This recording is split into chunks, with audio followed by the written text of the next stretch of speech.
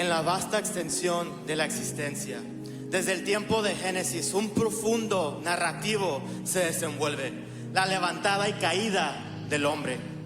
En el principio creó Dios los cielos y la tierra estaba desordenada y vacía, y las tinieblas estaban sobre la faz del abismo, y el Espíritu de Dios se movía sobre la faz de las aguas. Y dijo Dios: sea la luz, y fue la luz.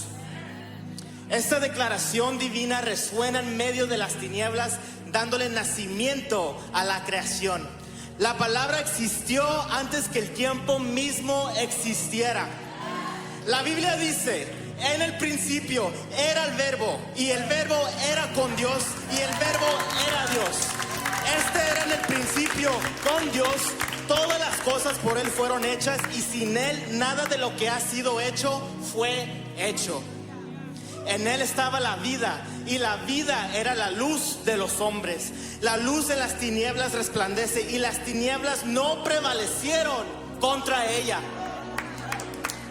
Una promesa resuena a través del tiempo y espacio, porque un niño nace, el Hijo nos es dado. Su nombre hace resonancia por toda la eternidad. Maravilloso, Consolador, Dios Todopoderoso, Padre Eterno, el Príncipe de Paz. Él abre el mar, hace llover pan del cielo, ordena que las rocas viertan aguas dulces. Eso lo hace nuestro Dios. La única respuesta al pecado fue la mayor pesadilla del infierno, por siempre escrito por el apóstol Juan, que aquel verbo fue hecho carne y habitó entre nosotros, y vimos su gloria, gloria como del unigénito del Padre, lleno de gracia y de verdad.